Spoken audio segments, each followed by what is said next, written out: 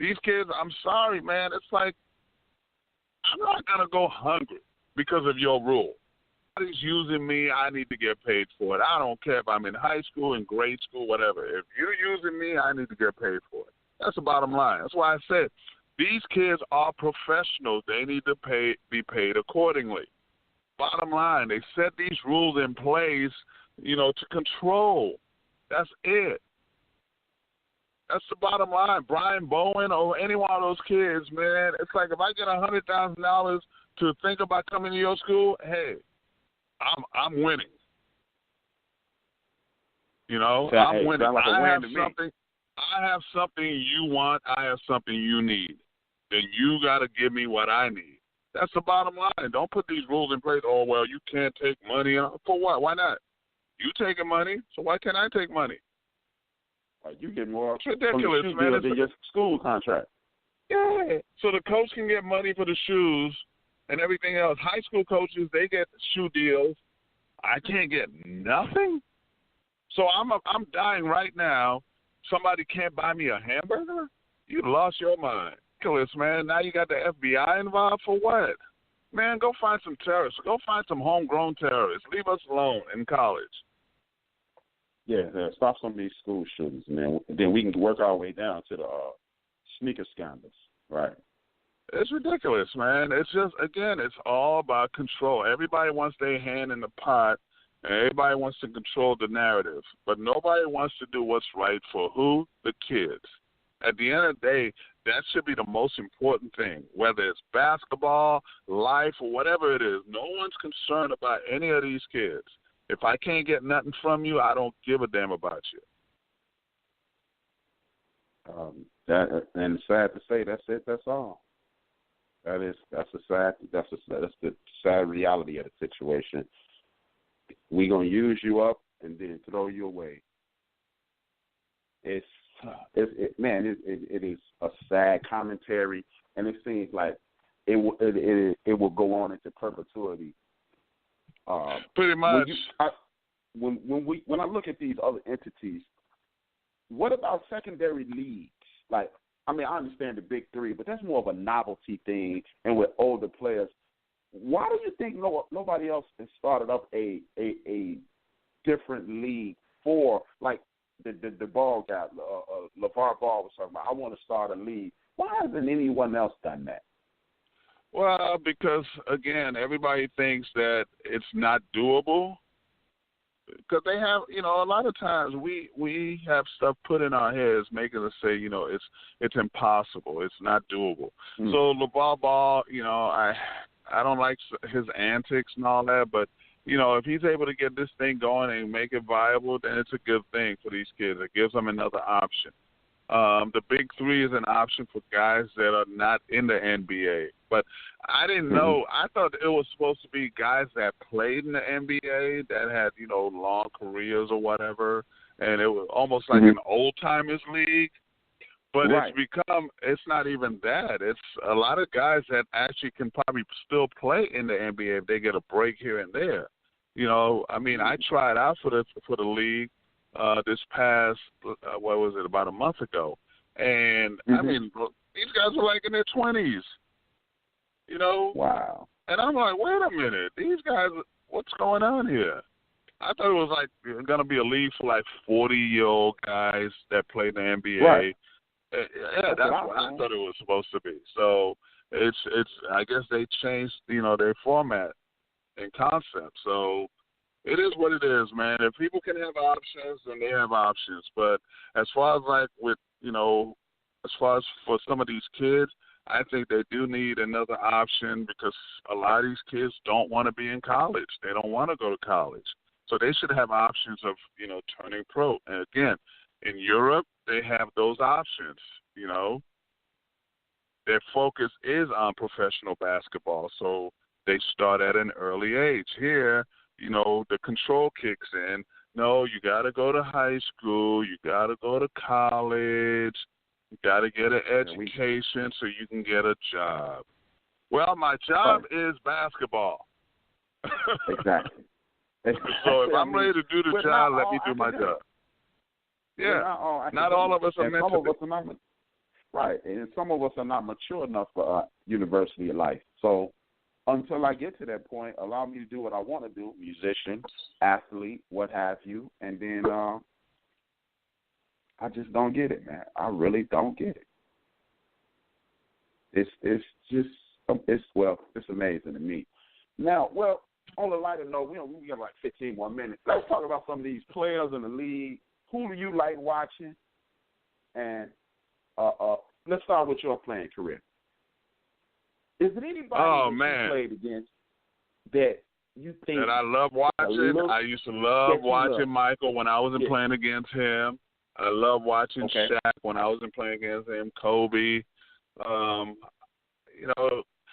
I did a twofold. One, because I was a fan, and two, to figure them out and learn. I watched pretty much everybody, but I enjoy watching those guys. How they went into the games. The process. I really love watching Shaq. Even once I stopped playing and he was still playing, it was like just amazing seeing this big dude. And I always wondered about him. I'm like, can you imagine if this guy ever really just focused on being great? And he was great, but I'm talking about him focusing on just being like, no one can stop me mentality, which no one would be able to stop him. I battled with this dude for many, many years, and let me tell you something. I used to always be so thankful that this guy never got mad. But I'm like, if this man ever really gets mad and said, forget all y'all, there's nothing we can do about it to stop him. That's how big he was. Wow. There was nothing we could have done. And you a big dude, man. I'm a big dude, but he was bigger. Wow. He was bigger. But as far as now, oh, man, I love the game way more now. Aesthetically, it's a beautiful thing to watch. I'm a big fan of the Warriors. I'm a big fan of the Spurs. Teams that, Boston's another one of my favorite teams now with Brad Stevens.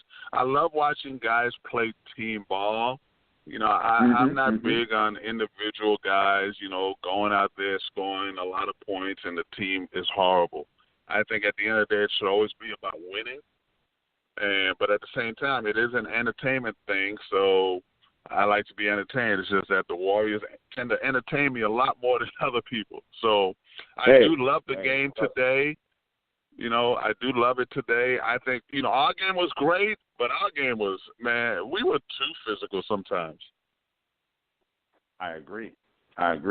When people say things like soft, what do you think? This league is soft now. No, it's just different.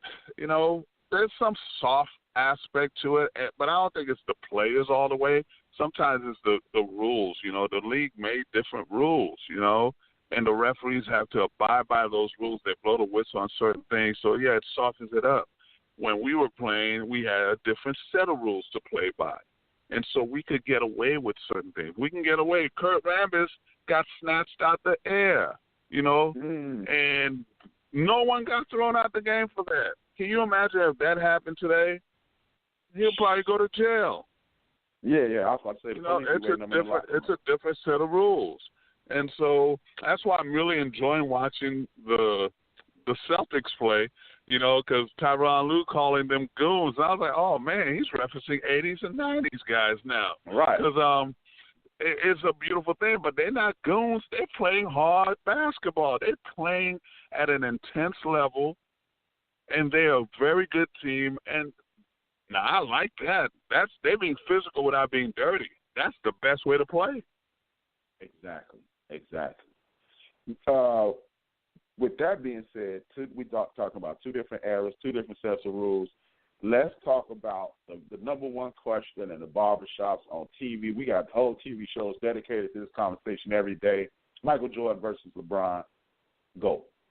Never. There's no such thing. And we got to get out of that mindset. That's going to keep us arguing. And again, you can't compare. Michael Jordan did his thing. Magic and Bird did their thing. Karl Malone did his thing. Kobe did his thing. Everybody's done their thing in their era. That's it. This is now LeBron's era. So right now he's the best in his era.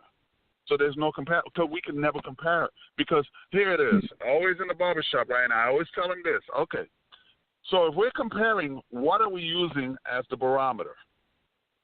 And no one has an answer. Because if you talk about championships, then Michael Jordan's not the best. That belongs to Bill Russell. Exactly. If you talk about the greatest scorer, Michael Jordan's not the best. That's Kareem Abdul-Jabbar. Greatest three-point shooter? No, that's somebody else. Great. So what is it about that makes him great? You know, for you to say Michael or LeBron. And the same thing with LeBron. LeBron doesn't have all the championship. LeBron's not the number one scorer. So what are you basing it on? And then it always comes down to personal choice. Michael fans are always going to say Michael. LeBron fans are going to say LeBron. That's what this thing's about. Nothing more, nothing less. Kobe fans are going to say Kobe. So that's why I don't get into that argument, because it's a dumb argument. Thank you. We actually, last Saturday, I had a panel, and we hashed out what could potentially be the parameters. But I'm glad you said that, because I feel vindicated that we're at least on the right track. If you're going to say, because we came to the conclusion it is opinion, but if you're going to say that, we need to include all these other factors, and then we come up with a consensus versus just saying who I like is greater than who you like, unless we're just giving opinion. But if we're going to make a distinction, GOAT, greatest of all time, we need parameters again. And like you said, Bill Russell is always left off this list. Another person is Kareem. Kareem has just as many championships, more MVPs, more points, more rebounds, more assists at his position, retired number one in block shots. Why is he not in that conversation? I will put Kareem up against anybody any day. This man changed basketball. They put a rule. You couldn't even dunk in basketball because of this man. When they're changing rules, you know you're a bad man. Yeah. Yeah. It's a funny story. I heard that Wilt and Mike were arguing one day before the 50 greatest photo. And David Stern came in and busted up the argument right before they're taking the pictures. And Wilt leaned over to Jordan and said, just don't forget this. When I played, they changed the rules to stop me. When you played, they changed the rules to make it easy. And Jordan didn't have a retort. Bill Russell hit him with another zinger. Exactly. Bill Russell turned to him. He told Mike after the first championship, told Bill Russell, hey, man, we're going to catch your record. He said, you won't live long enough or play long enough to catch me. And he was like, but it was easy when you played.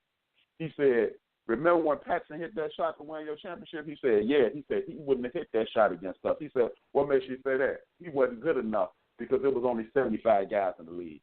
He wasn't good enough to be one of those 75. So when people say it was a cakewalk back then, I laugh. And when people say the rules are changed, I laugh. Listen, here it is. No. I'll give you one even better. I'm good friends with Bill Russell. We've golfed many a days, and I love talking to him. Okay? And here's the one I always tell them. You're right. There were only 75. Only the 75 best could be in the NBA. Now it's so wide open, pretty much anybody can be in the NBA. You know? Mm-hmm. And so when I came in the league, we didn't have 30 teams. I think we had like 25. Mm-hmm. Yeah, maybe 24, like 25 teams. Yeah, 25. Yeah, and then Orlando, Miami came, Minnesota came, Memphis, Vancouver came, Toronto came. So that's at least 6 I've just mentioned, 6 or 7. So we probably had even less than that, maybe 22, 23 teams. Okay, with that being said, okay, I want to see these guys play wearing those cardboard canvas shoes, okay, the Converse, wear those, ride the bus,